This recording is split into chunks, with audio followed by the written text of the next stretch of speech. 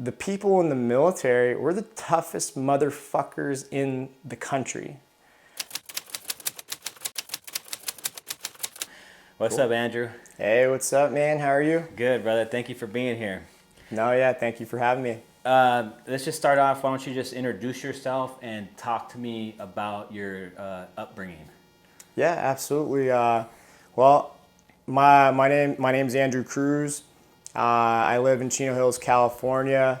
I was born and raised in Southern California, and I spent a good portion of my adult life until this point in the Marine Corps. I retired from the Marine Corps July of 2021, and before that, I grew up in Ontario, California for a good amount. I graduated 2003.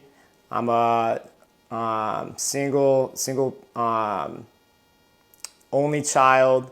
Grew up in a single parent household. Dad wasn't so much in the picture. Mom played the super mom role, where she was the mom and dad. And I grew up with my mom my whole life, and that's where I would say I pulled a lot of good takeaways. Now, you're originally from Costa Rica, is that right? Yeah, so I was born in LA, but at the age of 1, my parents, they were never married, and they split. And when I was 1, I ended up with my mom. We moved down to Costa Rica, and I lived there. Well, I grew up there at my grandma's house. My mom lived there, and Spanish was the first language that I learned. And it was around the age of 4 that we ended up coming back to California in a pretty interesting way. We actually crossed the border with some coyotes or coyotes, right? Right. So it pretty interesting thing. From what I remember, it was pretty lax. I don't remember ever really having to run across the border. I think we walked across, or no, we actually drove in a van with a bunch of other people across the border, and then at some point we were walking on the freeway. Wow. But didn't really run across the street like you see the little signs in San Diego with the little families going across the freeway. Yeah. And but yeah, I went to a family friend's house in LA, and we were there for about a year or so. But yeah, super interesting, because my mom at the time, so I was a citizen by birth, but my mom was she was here on a work visa for an extended period of time.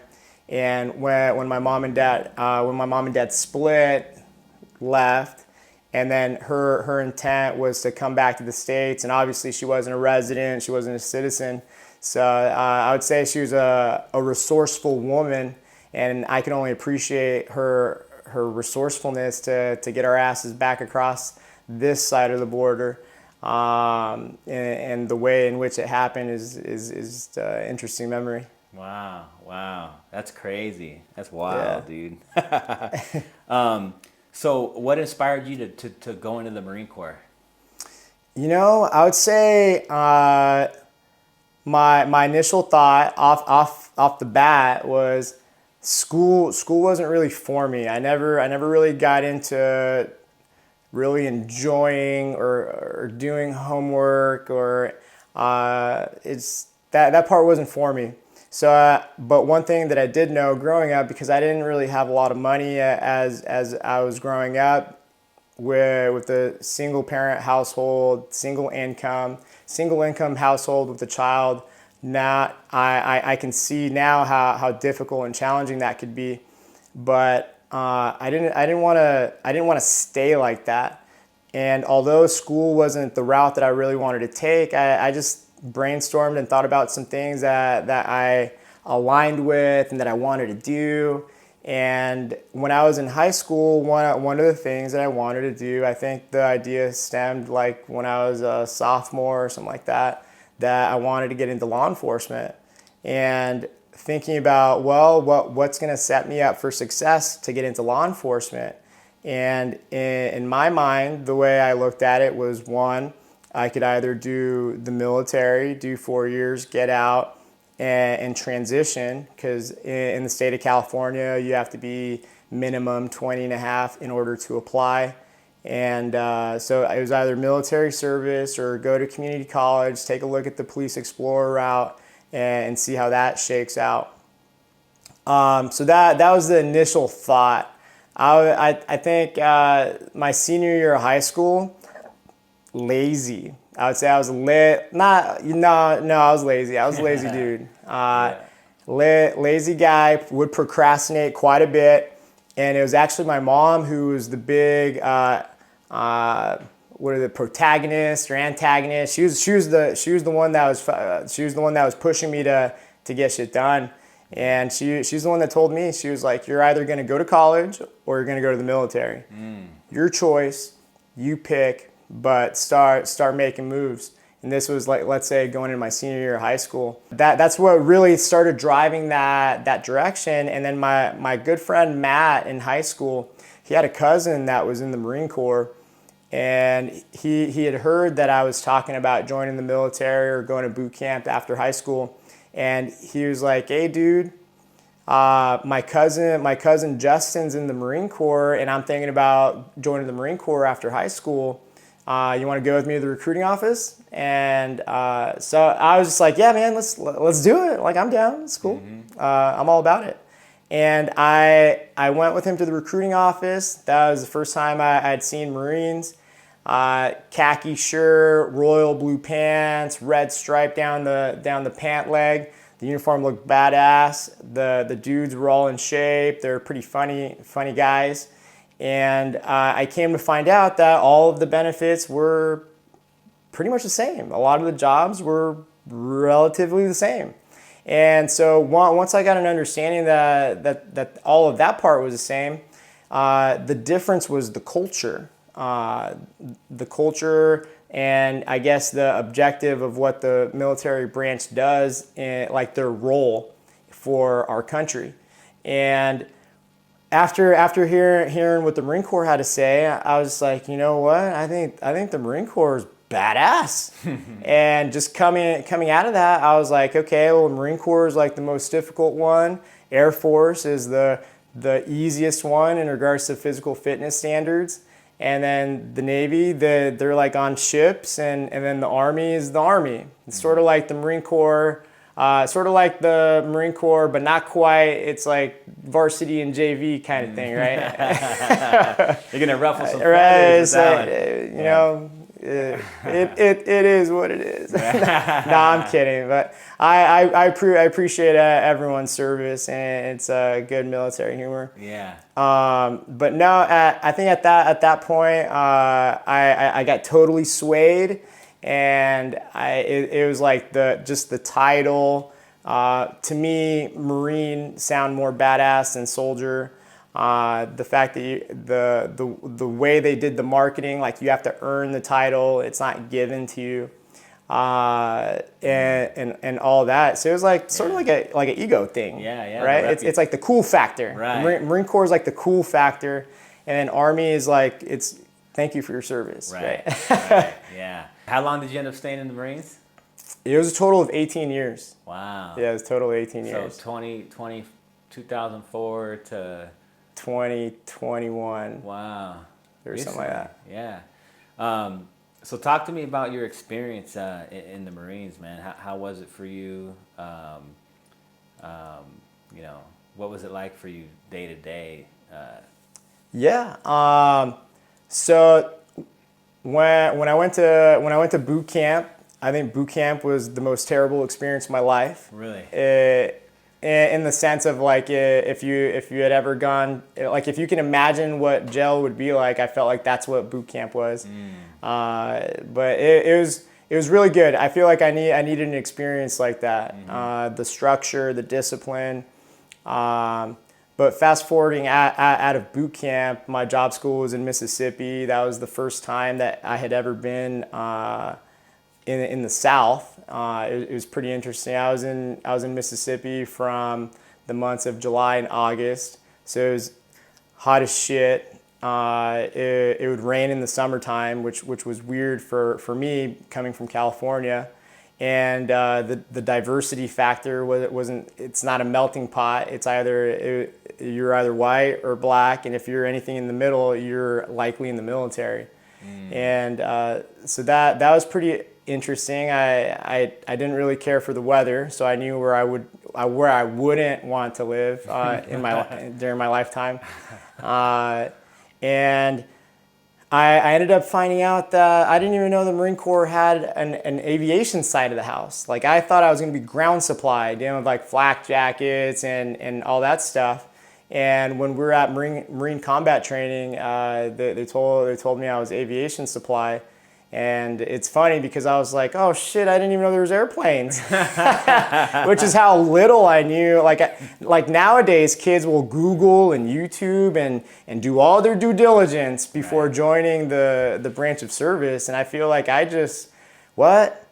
let's hit it. Yeah. But so I ended up doing aviation supply. The school was in Mississippi.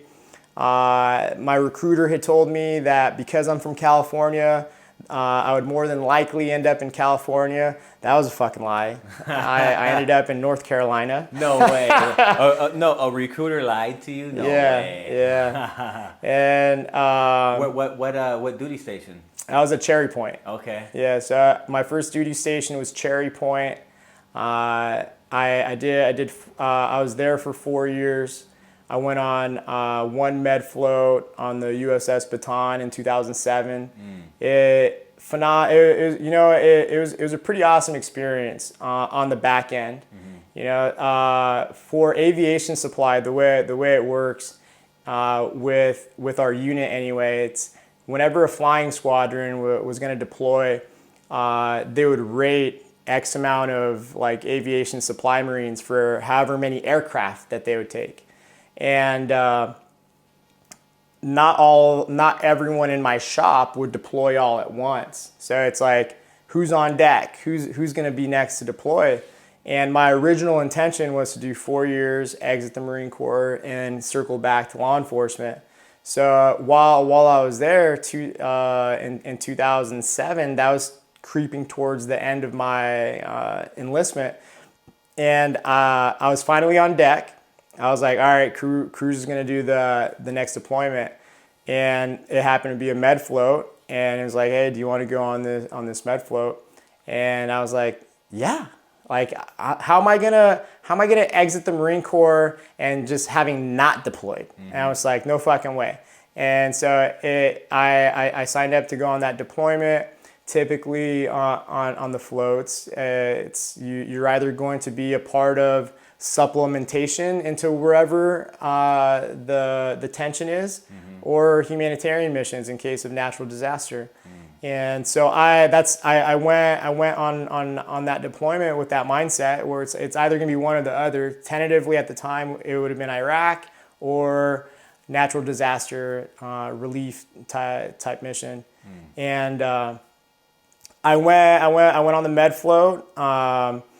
There was no need to supplement in Iraq, so I got to ride the ship for 6 months, and the benefit was going to different countries. Super fortunate. We crossed over the Atlantic. We left from Virginia, and the first country we stopped in was Sicily. Every single country that we stopped in was for about 5 days. And we got to go and they set up some tours. If you want to sign up for a tour, you can go out and get trashed in the local bars. Yeah. And luckily there was some senior leadership that was like, hey, just keep in mind that you're in this foreign country that you may never come back to. So before you go out there and get fucked up at a bar, go on a tour or two. So that you can experience the country, because if you just go to the bar, then it's gonna be no different than going to a bar anywhere else, because you're just gonna party or whatever. So I made sure I took those words and applied them. I went on a tour at whatever country we were in at the time, but yeah, I hit Sicily, we went to Turkey, we went through the Suez Canal. We ended up in the Persian Gulf. We went to Dubai. Dubai was badass. They had the Mall of Emirates where they had snowboarding. It was like snowboarding in the middle of the desert. That was a phenomenal experience. I think I'd love to go back to Dubai now. I think that was in 2007 Dubai, and it was badass. I can't imagine. So you got to snowboard out there? Yeah. Wow. Yeah, and I had just gotten into snowboarding like a year before, so it was really cool. Besides Dubai, Bahrain, and then we started coming back. We hit Rota, Spain on the way back, and then crossed over the Atlantic. And so did you cross the equator?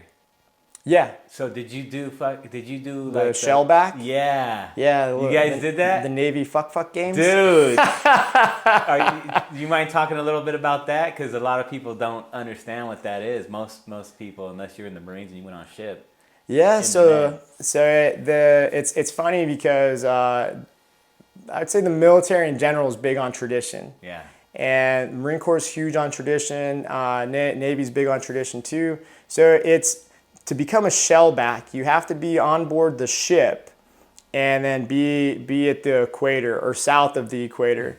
And it's like there's like this I don't even know what to call it, but there's like a certain amount of events that you got to do, and it's sort of like, I don't want to call it hazing, but it's fucking hazing. Yeah. I was just gonna say, let's be real, bro. We've been fucking the haze the fuck out of us. Yeah. And it's like, I just remember like there's like these holes on the flight deck where you can clip the hooks so that the planes stay where they need to stay. They fill it with water, and like one of the things, you got to blow the water out of these little pockets on the flight deck, and you get sprayed with like a hose. And I don't even remember. It must have been not bad enough to not create like a trigger trauma of what that hazing episode was, but it's cool. You get a certificate, and it's one of those pride of belonging kind of things. And it wasn't just a regular hose; it was fucking fire hose. It's fire hose. It'll knock you on your ass. Wow! Oh, awesome, man. Yeah.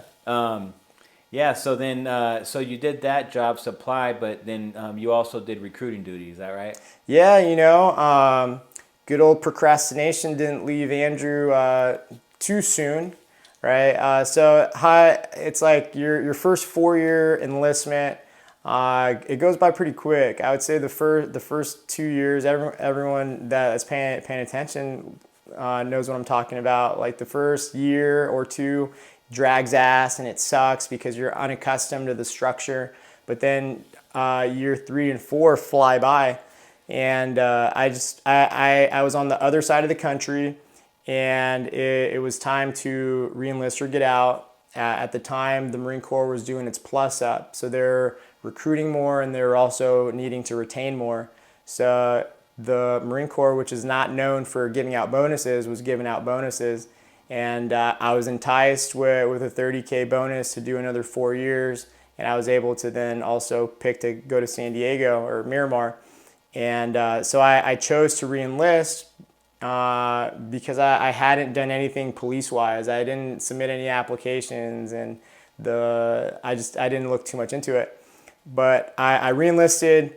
I was in Miramar for about 2.5, 3 years, and in the Marine Corps, in order to stay competitive for promotion, you got to pick a special duty assignment. And so at that 7-year mark, I volunteered for recruiting duty. Versus being voluntold to go on a special duty assignment.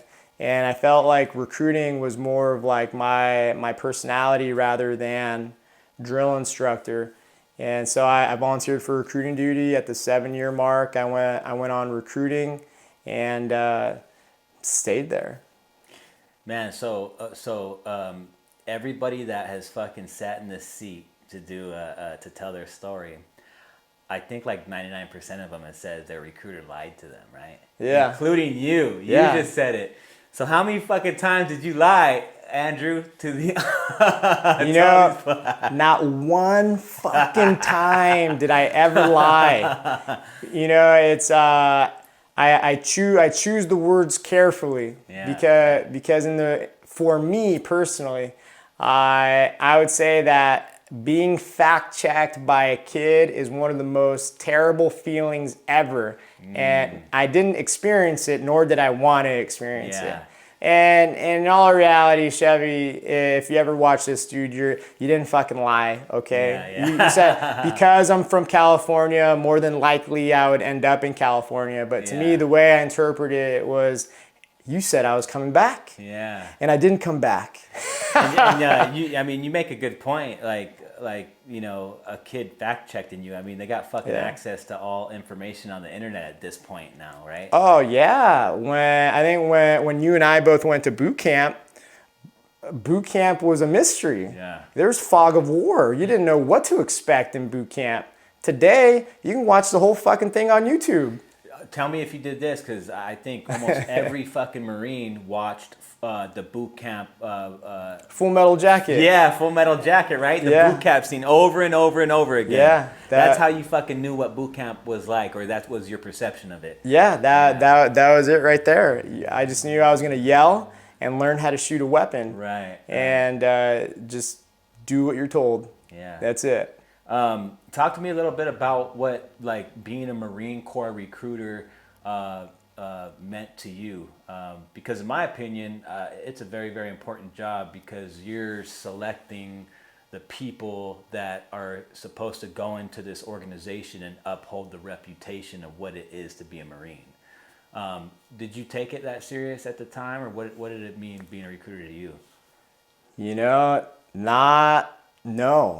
I was on the streets, and I was there to survive. Right. You know, like I say, who wants to join the Marine Corps, and you say, I do. Let's go, motherfucker. Right. You're joining. We're gonna figure this out. Right. Right. But there's a lot of things that you really can't work with. And the Marine Corps, I would say, is pretty strict in the sense of if you just don't have the bandwidth to do well on the ASVAB, it's like you sort of disqualify yourself, right? And it's like I got a better understanding of the ASVAB and the medical physical. I think the medical physical is sometimes, all the times, high and to the right. It's like an extreme thing, because the smallest thing can disqualify you from service, which is pretty retarded. But no, you know, like I think if the chubby kid that can do no pull-ups wanted to do the Marine Corps, and he was able to do well on the ASVAB, and you know, like I would say that's not the the high hung fruit. They'd likely be like the low bearing fruit, because there's obviously the standard, and if they can't do the initial strength test, then they cancel themselves out and they can't go to boot camp.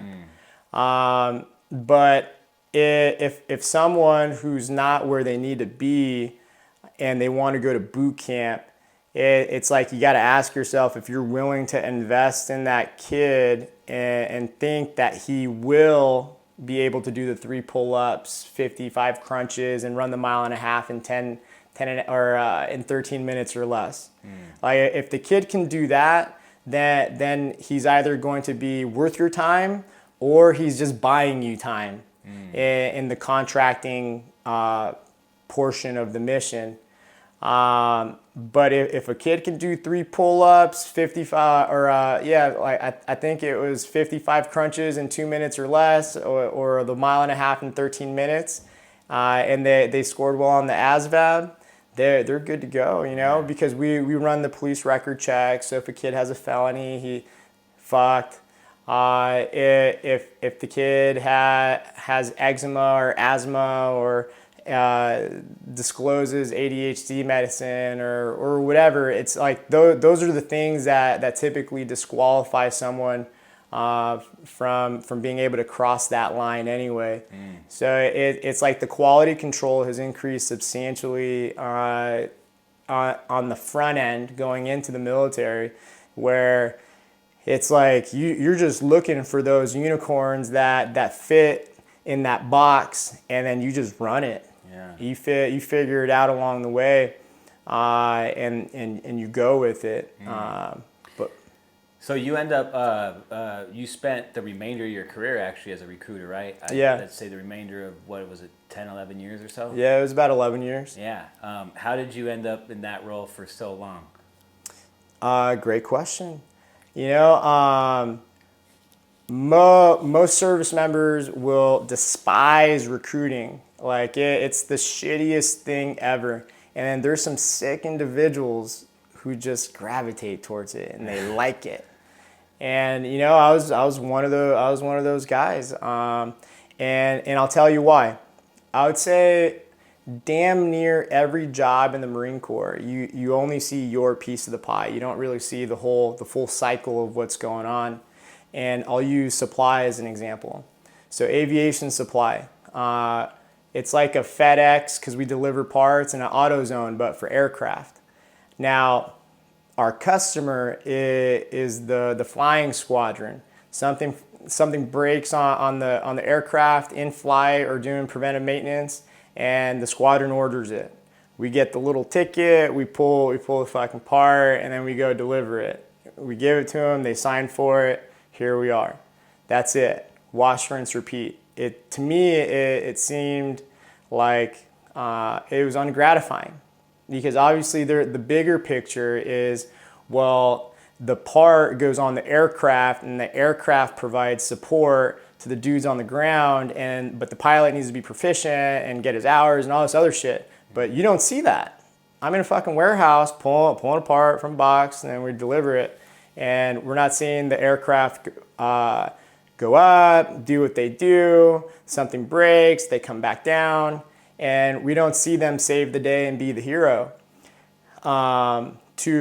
from providing air support. And so you just see your piece of the pie. In the recruiting environment, every recruiter is like a sports card or a baseball card. You turn it over, everyone's got their stats. And it's like you either suck or you're fucking shit hot. But either way, it's not a very glorifying thing, because the work hours are long, the stress tempo is high. So it's a fast-paced, high-tempo environment. However, at the same time, it's also very fulfilling, because there's many times where I met a random kid, and I generated some interest. He comes to the office, they do the practice test, they crush it, or they barely crush it. We sit down and we ask questions to understand what they want to do in life, and we talk to them about how the Marine Corps can help them achieve that through the organization and set them up for success beyond the enlistment. They say yes. We meet the parents. And then from there, after we meet the parents, we schedule the testing. We drive them to LA. I was recruiting initially out of Long Beach, so going to LA MEPS was about 45 minutes with no traffic. So it's like we drive them to MEPS. They do the tests. On another day, they do the medical physical. They fucking pass. They're a contract. And it's like there's some level of gratification right there, because our job is to contract individuals into the delayed entry program so that they can go to boot camp and the drill instructors can turn that civilian into United States Marine. But so once they're in the delayed entry program, they're with us for 6 to 8 months. And it's like, now you are like their mentor. Like, you're supposed to set them up for success. And if they mentally and physically, but if they're already PT studs and they're good to go in the physical aspect strength, like to where they can hit the minimum, or they're studs and they're just crushing it physically, you get to know the kid on a different level. And you can feed them your advice or give them your 2 cents on things, or you begin to create that relationship. And at some point, they're going to go to boot camp. And then they come back. And then they come back United States Marine, and you see this glow about them, or they're a little different. And some you keep in touch with, awesome for social media. Some you don't, because at some point it becomes gray matter, because you come across so many people and you don't cultivate the same level of relationship with every single kid. But the ones that you do, it's professionally rewarding, because I would say that in my time in the Marine Corps, I can genuinely say with every ounce of my heart that it did me good. And I would trade fucking nothing for my experience in the Marine Corps. I would do nothing differently. And because I have that outlook of how good it did for me in my life, I feel good when someone goes to boot camp and then they have the opportunity to carve out their own experience. But I genuinely feel like I'm positively impacting another person's life. And it's not like for a day or two. It's for fucking 4 years or 5 years or 15 years or 20 years. Forever, really. You know? There's some guys that I put in the Marine Corps. I think me personally, I put in a total of like 78 guys and a handful of girls into the Marine Corps. And I keep in touch with a handful or two. And then I was a boss of 3 different recruiting offices. And each year you have a lot of kids or a lot of individuals that go to and from boot camp. And it's funny because last night, actually, my buddy Manny had just bought a townhouse over by Topgolf in Ontario, and I went to go check out his new place, congratulate him and see his new spot in person. And he wanted to go grab a beer at this brewery in Rancho called Hamilton's. And we went to Hamilton's. I was like, yeah, let's go cheers it up, and we'll grab a beer. We're there last night at Hamilton's, and a fucking guy that went through one of my recruiting offices was working at the brewery. He had done like his 4 or 5 years in the Marine Corps, got out, married. He's going to school for a certain trade. I don't remember if it was like welding or something like that. But he had bought a house in Lytle Creek, and then he works at the brewery. But it was just cool to see in passing. And he had this fucking beard. I didn't really recognize him, but I remember his name. His last name is Meldrum. And the reason why I remember him so vividly is because I used to call the guy fucking Red Rum.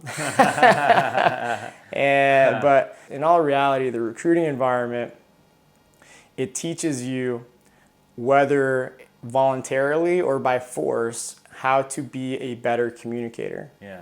And communication is the root of either all of your problems or all of your solutions. And I would say that because I was in the recruiting environment for so long, I have what I perceive as fucking good communication.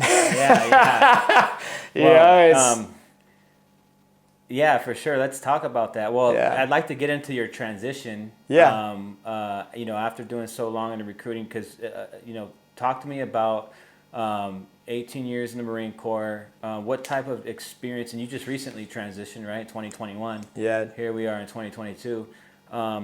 What has been your experience transitioning back into the civilian world? Great question. So the experience for me, my experience has been pretty good. And I would say primarily because I was proactive about it. I knew at some point the road will stop and the time of being in the organization will come to an end, and what is on the other side of the fence. And that's what you got to think about. And because I thought that way, whether I was in the Corps at the time 12, 13, 14 plus years, to me, I was sort of like counting down, like let's say at my 13-year mark, I'm like, I got 7 years to set myself up for success. I'm starting fucking now. And because I was in the recruiting environment and was in the same spot for so long, like damn near Homestead. No, Homestead, because I didn't leave the area after being there. I began to, well, the reason I began to look into entrepreneurship was because I would say the most impactful commanding officer ever. And he may not know it, but I would say he put like another lens in front of my face and changed or adjusted my mindset ever so slightly. And his name was Major Dollard. I believe I want to say he retired as a colonel or lieutenant colonel, but he was a self-development nut in the sense of he would seek out these self-development seminars where it's like becoming the best version of yourself, and I think at the time it seemed pretty quirky or like corny, sort of like Tony Robbins, like you can do it and you can do it and you can do it. But he had set up an opportunity for the Marines to go to a personal development seminar if they wanted to go on their own time. He was going to attend, and it was going to be in Irvine. And I was just like, yeah, I want to see what this is all about. So I went.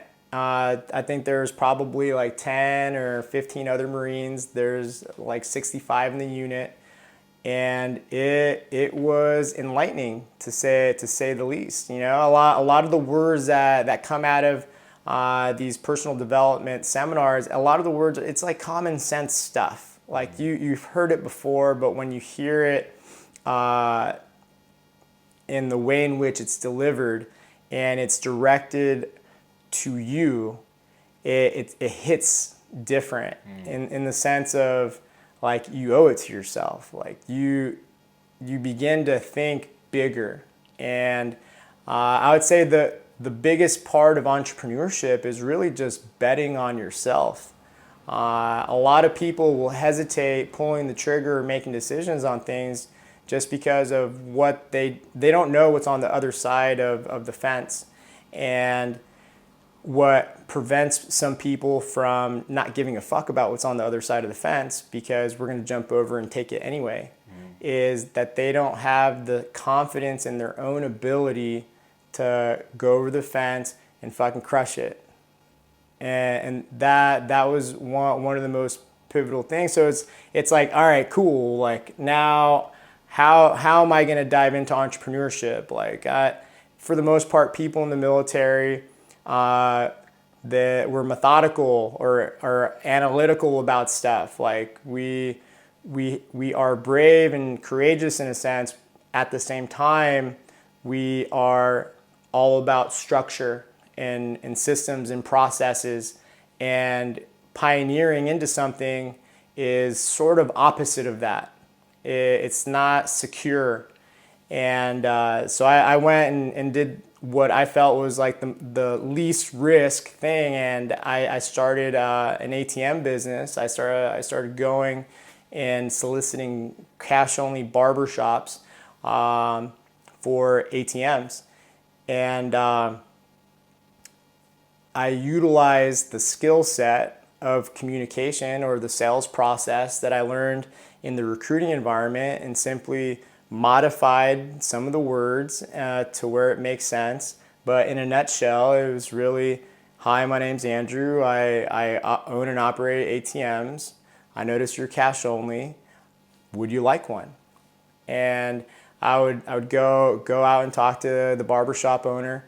They would either give me their 2 cents on, yeah, let's do it, or and it's like they're skeptical that, for one reason or another. But it was pretty cool, Like I didn't come for money. The ATM business started with a credit card swipe to buy the machine. It was like $2,400, and I had $2,000 cash to put into the machine.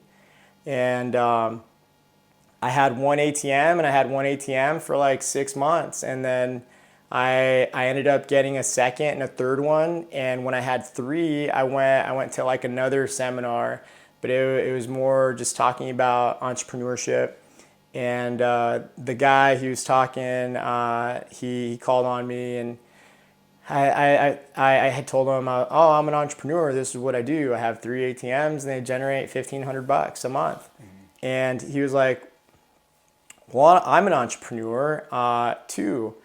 Let me ask this. Why don't you have more ATMs?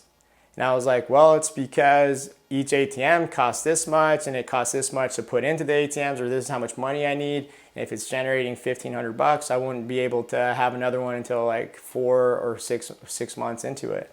He was like, that's very like structure and systems. Like a true entrepreneur would go like, if three ATMs would generate $1,500, I'm going to go out and figure out how I get 30 ATMs or 60 ATMs, because for every three, it's $1,500.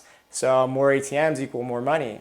And I'm just like, huh, all right, well fuck me then. And so, and you know, it's funny, it wasn't until like 6 months later that it hit me. I was like, why do I not have more ATMs? And so I began carving out time, and I went from 3 to 15 ATMs over the following 12 months. But that was like my starting point in entrepreneurship. It was low risk. It generated money. The Marine Corps was my primary paycheck. That's what I lived off of. And yeah, ATMs. And then it pivoted into the photo booth guy and event services. And then I had a run with supplements, with a pre-workout with my buddy Thomas. And then fast forward to where I'm at now. The last year that I was in the Marine Corps, I was pretty fortunate because the expectation for my attendance was severely low, and I was able to operate a gym. So I bought into a franchise, and the last 12 months or 11 months that I was in the Marine Corps, I operated a gym, and which led to a second and then a third. And right now I'm actually in a position, I just got asked whether I wanted to purchase the rights to a territory that's adjacent to one of my current locations. And I'm pretty sure by the time this comes out, I'm going to say yes. So what's your gym called? So the name of the gym, it's called the Camp Transformation Center. Okay. It's a boutique boot camp type gym. It's a large group HIIT style training. There's one here in Costa Mesa. But yeah, I own the one in Laguna Hills, Anaheim, and then Ontario Ranch. And I was given the opportunity to acquire the Jurupa Valley territory and then put one in Jurupa Valley. And what's the photo booth business called? So it's recently just rebranded it to PBG Entertainment. Okay. Because we added a Mercedes Sprinter limo to the line items of service. But it was the photo booth guy. But PBG Entertainment, we do private events, parties, corporate events. We've done some Marine Corps balls. But that's the name of that one. Nice. Yeah. You know, we're gonna start wrapping it up, but I'd like you to, do you think what skill sets can, we'll speak specifically on the Marines, but I think it will apply to every branch of service pretty much. Do you think every service man or woman develop the skills in the military to be able to come out and get into entrepreneurship and run their own show? 100%. 100%. I would say, so recently I went to like a mastermind meeting that one of my friends hosted, and because I was thinking to myself, like what what do ATMs, photo booths, supplements, or gyms have in common, right? It's totally different spaces or areas or industries. And in all reality, I'm the common denominator in that Andrew is the one who brings it together. And I was thinking to myself and reflecting, it was on the drive there. And what I pinpointed, because what I pinpointed as to what has assisted me in putting all this shit together was these four things. It was mindset, leadership, communication, so like sales, and then systems and processes. One thing that is a common denominator with the gyms that I operate and the photo booth company that I operate is I implemented systems and processes.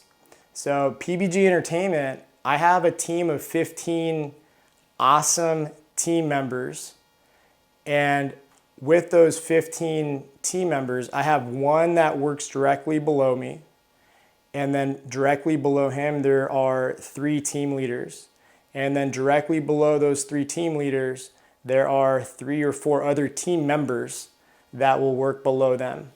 Like in this company, I don't see anyone, but we're able to execute and ensure that the fucking photo booth is at the party and set up on time for when the person wants the photos to be taken. And it's like the only way to accomplish something like that is by executing systems and processes, executing the leadership experience that you gather from the military, and the ability to communicate. That's a forever journey. Like there is not one person that is the most perfect communicator.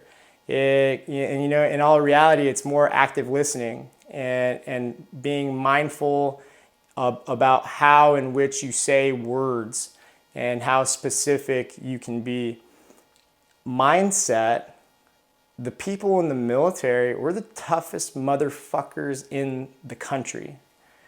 We're thick-skinned and we can take harsh words.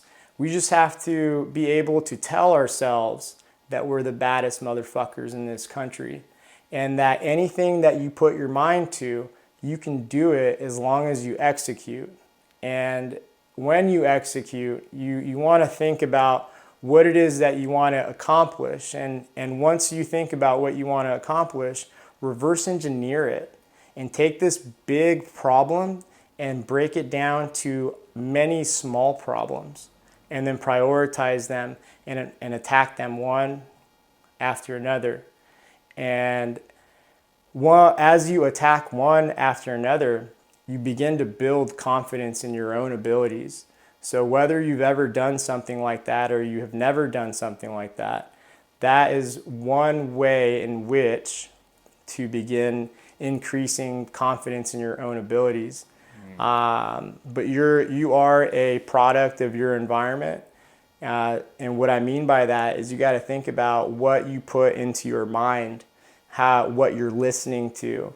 Are you listening to toxic people or just negativity? Or are you listening to positive people? So whether it's reading books or listening to podcasts, what you ingest, that's where it all starts. It starts here. What you think, your thought process, because your thought process will then bleed directly into how you feel, and then how you feel will bleed directly into your actions or lack thereof. But your actions will then cultivate your results, and then you just wash, rinse, repeat that. So, but mindset, leadership, communication, and systems and processes. Every member of the military has had some level of experience in those 4 things. And it's like you just gotta be honest with yourself and ask, how good or how shitty you are in those 4 things, and then work to improve those items. And as you improve those items, you can do it too. Yeah, awesome, Andrew. That was great, man. We're just gonna wrap it up, man. Cut the tape. Appreciate you being here. Thank you. Yeah, my pleasure. Your story is a big contribution to Urban Valor, and we appreciate it. No, thank you for having me. You're doing awesome things here. I'm just appreciative of being a part of the journey. Thanks a lot, brother. Appreciate it. Push it to the limit, I can't go no more. Red light, no way, I'm coming back home. Long dirt